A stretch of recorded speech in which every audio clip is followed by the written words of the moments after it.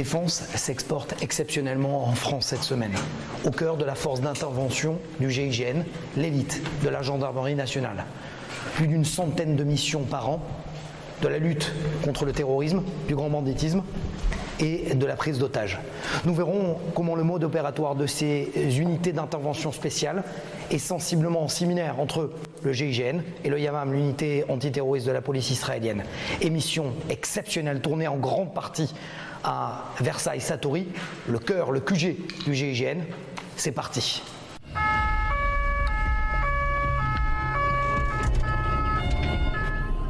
La confusion et le désordre offrent la victoire à l'adversaire. Sun Tse, général chinois du 6e siècle avant notre ère.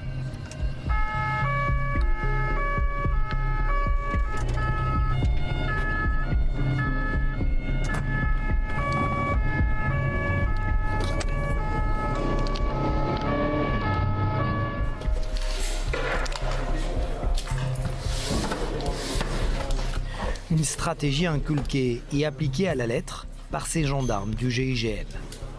Nous sommes dans un complexe abandonné de plusieurs bâtiments et donc plusieurs étages dans la banlieue de Paris.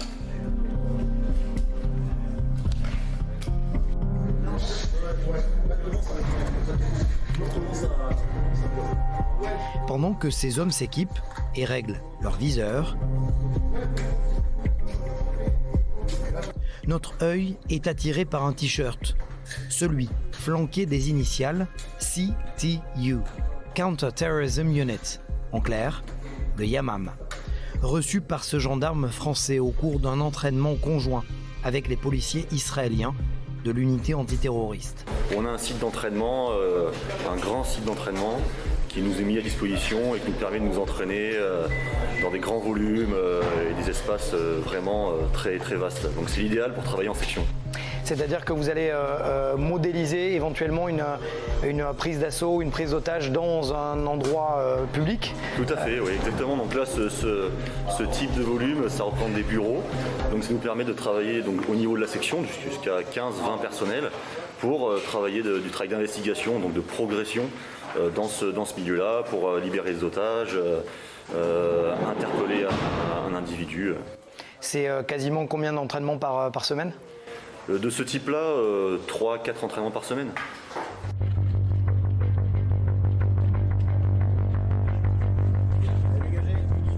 Exercice du jour, l'assaut est donné. Il faut avancer en progression, y compris dans l'obscurité. Scruter pièce par pièce pour y trouver les preneurs d'otages, des forcenés ou des terroristes.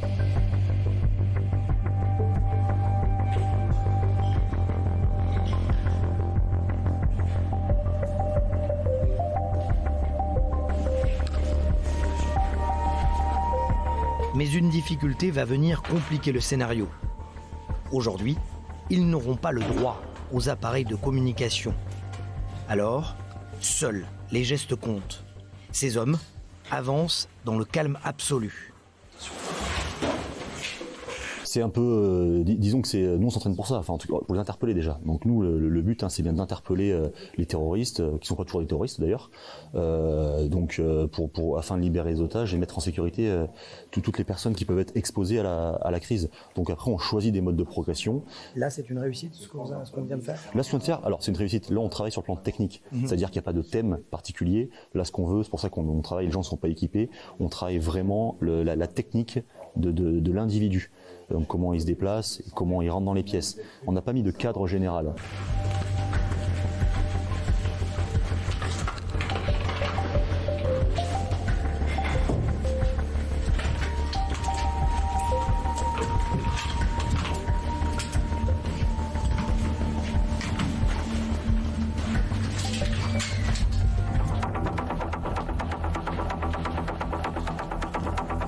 Ça ressemble à un ballet. Chacun sait ce qu'il a à faire. Les déplacements, les regards, les positions, tout est millimétré. Car le jour J, pas le droit à l'erreur. On se prête d'ailleurs au jeu. Pour interroger le chef de section, il faut tout simplement chuchoter.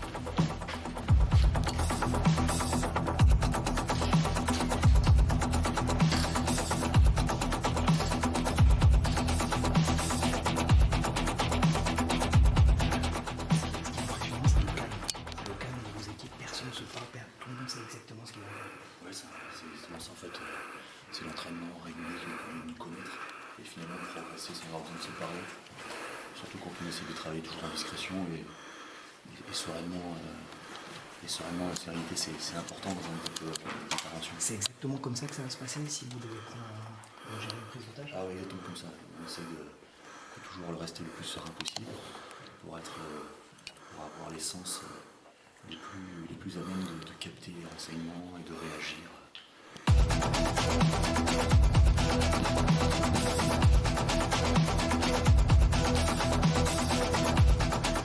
Mais aujourd'hui, les règles du jeu vont changer.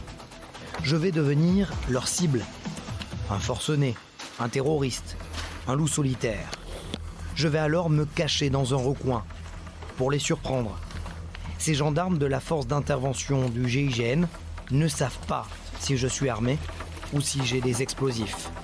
Personne ne le sait, pas même mon équipe.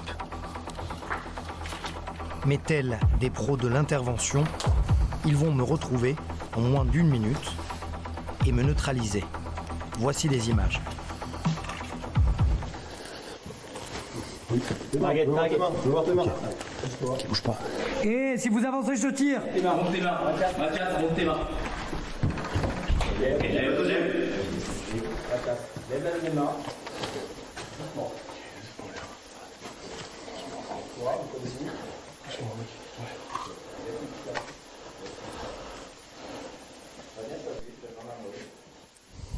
Interpellation en cours de Mathias. T'as quelque chose sur toi? Ouais, j'ai une arme. Ok. Tu peux te mettre à genoux et la poser doucement. Allez, toi à genoux, Mathias. Ça va bien se passer. Des gestes doux. Allez. Bam.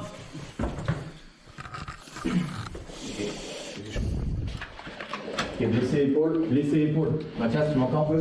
Allez, Mathias, blessé épaule. Ok. Ok, alors on a fait du sale. On demande un C2 en renfort. Mathias, tu m'entends? Mathias? Ouais. Tu m'entends? Ok. Prends soin de toi. Ok. Next. Ce qui est assez remarquable, c'est qu'on ne les entend absolument pas arriver et l'intervention est extrêmement rapide. Au moment où ils interviennent, d'ailleurs on est ébloui par une lumière forte, un point rouge, on ne peut absolument pas, on est pris par la tension. J'ai voulu sortir une arme, j'ai été immédiatement neutralisé.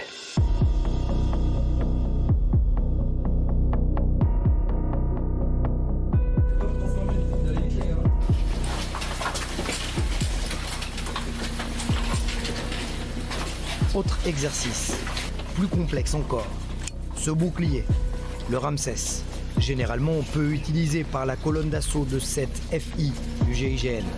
Tel un pharaon égyptien, il est puissant, dominateur, dispose d'une protection latérale. Il est surtout massif.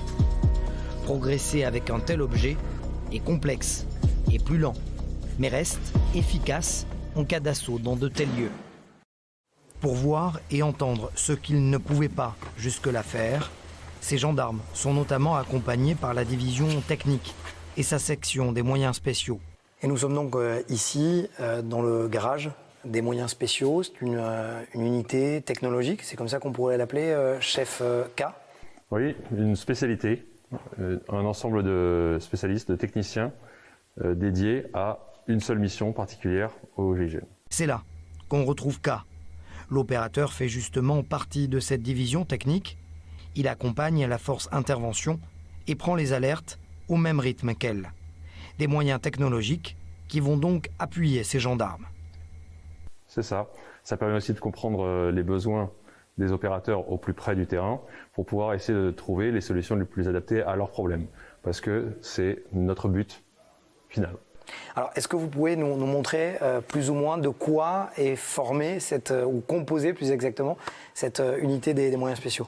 Alors, chaque opérateur est capable de mettre en œuvre un ensemble de moyens qu'il a sur lui à disposition ou qu'il utilise pour chaque mission spécifique, que ce soit des drones, des robots, des capteurs divers et variés. Le but est d'apporter du renseignement pour aider à la progression de l'équipe. Comment on fait pour avoir un coup d'avance sur les terroristes ou sur le grand banditisme? il faut se mettre un petit peu à leur place, mais il faut aussi être en recherche en permanence des nouveautés et rester imaginatif, rester au courant de ce qui se fait, et puis ça permet de toujours rester prêt.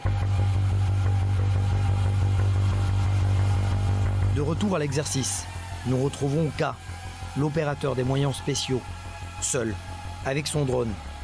Il répète inlassablement les mêmes gestes pour contrôler parfaitement son appareil et nous apporte la preuve de l'importance de chacun de ces gendarmes dans la colonne d'assaut, dans la lumière comme dans l'obscurité.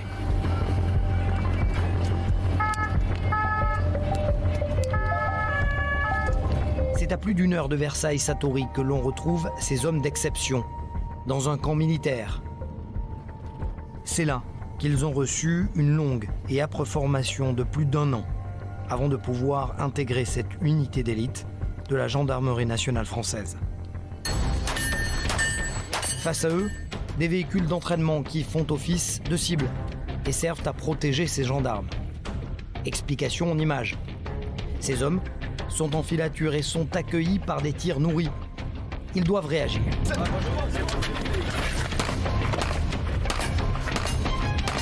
Et dans ce cas précis, le premier à répondre au tir est le passager, en première ligne. Il est aussi vulnérable. Plusieurs scénarios ont été pensés par l'instructeur. D'abord, à 2 dans une voiture. Dès les premiers coups de feu, le conducteur s'extrait du véhicule comme il peut. Ce qui est important ici, c'est de savoir où se place son coéquipier pour ne pas rentrer dans sa ligne de tir. Une sorte de danse bien orchestrée.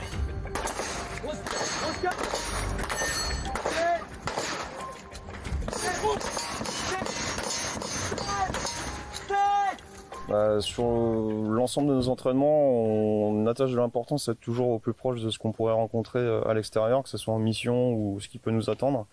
Et pour ça, et notamment la séance d'aujourd'hui, on travaille à la fois techniquement sur la sortie des véhicules, sur les appuis, sur une qualité de tir précise et la communication sur d'une équipe. Et pourtant, la théorie semble ici tellement loin de la pratique, car la réalité a ses propres codes. Une embuscade n'est jamais la même. Les tireurs ennemis ne sont jamais placés au même endroit. Il faut donc s'adapter. C'est pour cela qu'il faut s'entraîner à tout type d'incidents et d'attaques à l'arme à feu au cours de filature.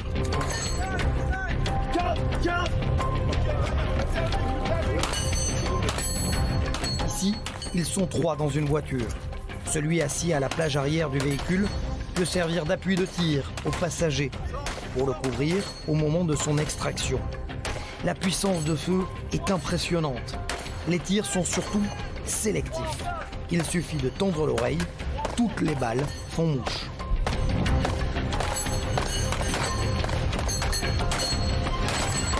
Ça demande de la coordination, c'est pas des situations bien sûr qu'on vit tous les jours. Pour autant, il faut garder une certaine lucidité dans ces cas extrêmes. Ces missions correspondent davantage à des arrestations et opérations complexes de police judiciaire. Filature à fin d'interpellation, arrestation de véhicules en mouvement, opération de flagrant délit, extorsion de fonds et enlèvement. Des capacités opérationnelles qui nécessitent une maîtrise individuelle et collective, d'abord à des techniques de tir. Comme ici, en mode intervention dans un espace clos. Plusieurs séances différentes d'opérations, des scénarios d'assaut courts que ces hommes ont déjà répétés des milliers de fois. Ici, pas de place à l'erreur. Là aussi, on cherche à neutraliser, pas à tuer. Toujours avec cet engagement, s'engager pour la vie. Merci Général de Division. Merci à vous, merci de l'invitation. GIGN, l'une des unités d'élite de la gendarmerie française, l'unité d'élite la plus prestigieuse. D'ailleurs, si vous pouviez éventuellement peut-être définir en quelques mots l'héritage. Oui, effectivement, j'ai commencé au GIGN au milieu des années 90, juste après l'opération de Marignane, et j'ai le privilège effectivement d'y être encore 27 ans plus tard. C'est une unité qui a beaucoup évolué. Quand je suis rentré au GIGN, on était 80, avec une unité dédiée uniquement à l'intervention. Aujourd'hui, le spectre missionnel, c'est de l'intervention, donc tout ce qui est prise d'otages, forcenés, mais aussi beaucoup de missions de police judiciaire.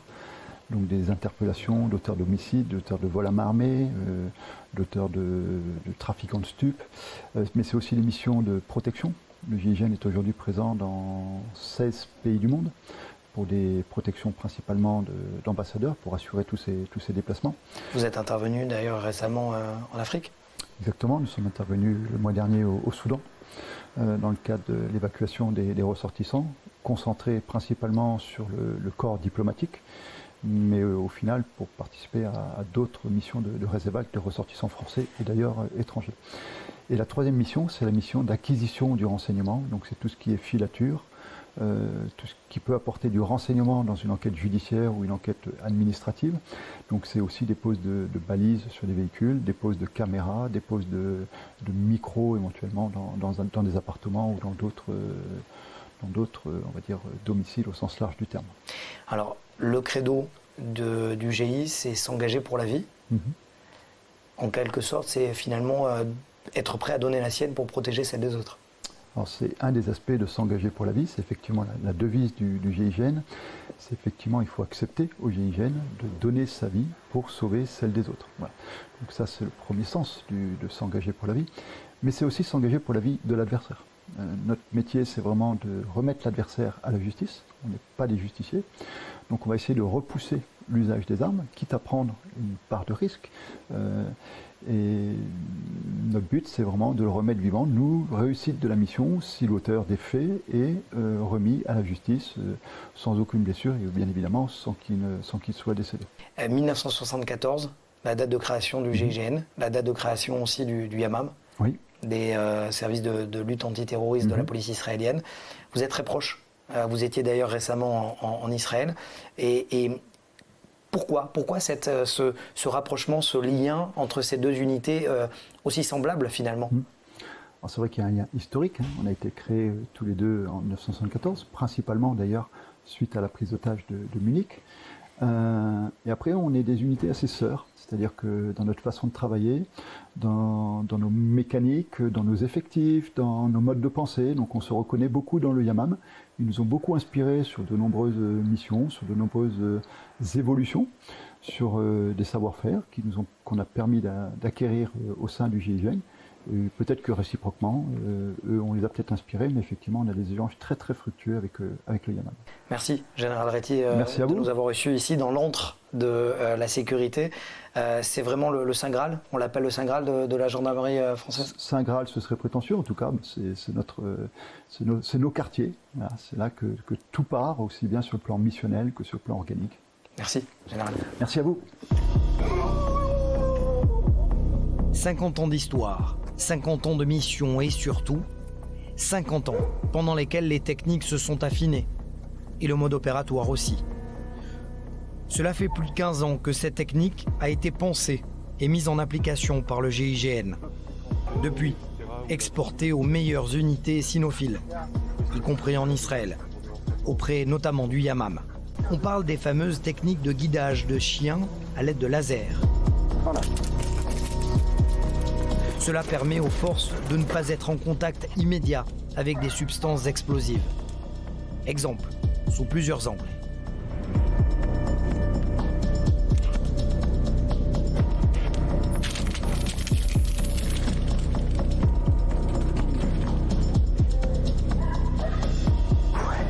C'est assez impressionnant. On sent la peur du chien qui arrive.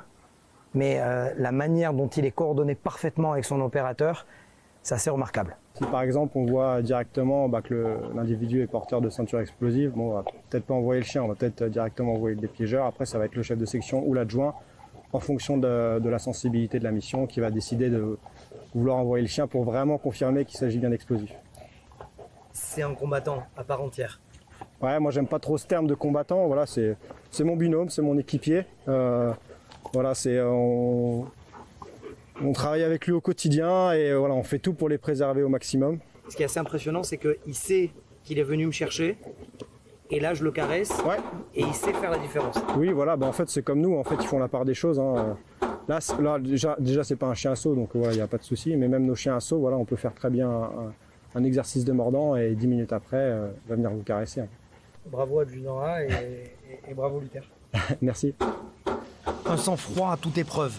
C'est exactement ce qui caractérise ces gendarmes de la force d'intervention. Mais ils le précisent, l'utilisation de leur arme doit être le dernier recours, quelle que soit l'arme. Un revolver 9 mm ou des fusils d'assaut. Ces hommes de la force d'intervention du GIGN s'entraînent 2 à 3 fois par semaine en séance de tir collectif, en plus des séances individuelles, le tout pour être prêt le moment venu. Regardez.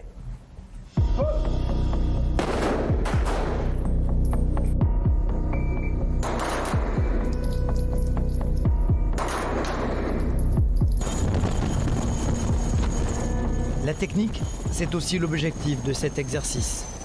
Périlleux, diront certains. Une habitude, diront ces gendarmes de la force d'intervention du GIGN. Entraînement du jour, embarqué à bord d'un hélicoptère de l'armée de terre. L'utilisation des hélicoptères n'est certes pas quotidienne, mais elle doit être parfaitement maîtrisée en cas de projection sur zone d'intervention, mais aussi pour une éventuelle extraction. Selon la force d'intervention, être déposé en corde lisse sur le terrain implique donc d'emporter avec eux un matériel moins lourd et surtout moins d'hommes à bord qu'un convoi traditionnel en voiture. Le fait de pouvoir s'entraîner quotidiennement sur des situations compliquées nous amèneront de la facilité demain ou une certaine aisance pour répondre face à des menaces qui seront plus ou moins compliquées. Pourquoi ce type d'entraînement avec les nacelles, avec l'hélicoptère? C'est un scénario que vous allez rencontrer peut-être? Parce que l'hélicoptère, celui-ci en l'occurrence le Puma, est un de nos vecteurs de projection, comme la voiture, comme la moto. Et nous travaillons avec différents vecteurs que nous devons travailler quotidiennement pour pouvoir entretenir ces capacités. Il faut donc être prêt, de jour comme de nuit. Ces images sont assez exceptionnelles. Il est rare de pouvoir filmer ce type d'exercice de nuit de cette force d'intervention en exercice héliporté. Un exercice qui va durer jusqu'aux premières heures de la nuit. Retour à la base, vers 2h30 du matin. Quelques heures plus tard, l'alerte est lancée. Un forcené retranché chez lui tire à balles réelles dans la région Rhône-Alpes. Dans ce cas de figure, il faut aller très vite, prendre la route et foncer vers la cible. Presque 5 heures de route. Ces hommes sont les mieux formés pour régler ce type de crise. En route, le passager, tireur d'élite, informe le conducteur, deuxième négociateur, des précieux renseignements sur la personnalité du tireur, la disposition intérieure et extérieure de la maison et des positions de chacun de la force d'intervention. Jusqu'à ce message. On fait donc demi-tour après avoir roulé plus d'1 heure et demie. Pour une question de pratique, en fait, on se répartit les tâches pendant que un conduit et est concentré sur sa conduite. Il peut cependant emmagasiner les informations. Les informations arrivent par téléphone et nous on lui partage, je lui partage les informations qui tombent au fur et à mesure de façon à ce qu'on puisse se préparer au mieux, pour préparer l'arrivée une fois arrivé sur les lieux. Et puis on essaye de se projeter. Après, des fois on arrive, c'est pas du tout comme on pensait le faire, mais au moins ça permet de dégrossir le travail. Voilà, on essaye de savoir sur quoi on va, on prépare le terrain et ça permet d'avoir moins de choses à penser et à faire une fois qu'on arrive sur les lieux. Une fois déjà qu'on a le cheminement bien en tête, que déjà tel pont ou tel point c'est même pas la peine, on sait qu'on s'y mettra pas. Ça fait déjà d'avoir le baptême en tête, ça fait déjà un bon travail de dégrossir. Un calme et une sérénité à toute épreuve, y compris pour ce tir coordonné. Plusieurs tireurs d'élite, une cible, une histoire. L'histoire du GIGN à Djibouti, le 3 février 1976. Au-delà de la confiance, l'objectif d'un tel tir est la capacité à neutraliser en une seule détonation entendue plusieurs objectifs. Voilà, ça c'est la raison opérationnelle de ce tir. C'est un tir qui a déjà été opérationnel sur le terrain? Tout à fait. Ce tir a été réalisé en 1976 à Djibouti, alors qu'une trentaine d'enfants étaient retenus par plusieurs terroristes dans un bus scolaire. Et donc 5 terroristes ont été neutralisés en une seule détonation par l'équipe des tireurs du GIGN. C'est moi qui ce jour-là va tester les capacités de tir coordonné de la force d'intervention du GIGN. La conclusion de 5 jours passés en immersion au plus près de ces hommes qui composent cette unité d'élite. C'est l'un des moments importants dans la carrière de ces gendarmes, de ces forces d'intervention du GIGN, l'élite de la gendarmerie nationale française. Le tir coordonné et la confiance absolue entre les tireurs et la prise de décision. Émission exceptionnelle cette semaine, tournée au cœur du GIGN et de cette force d'intervention.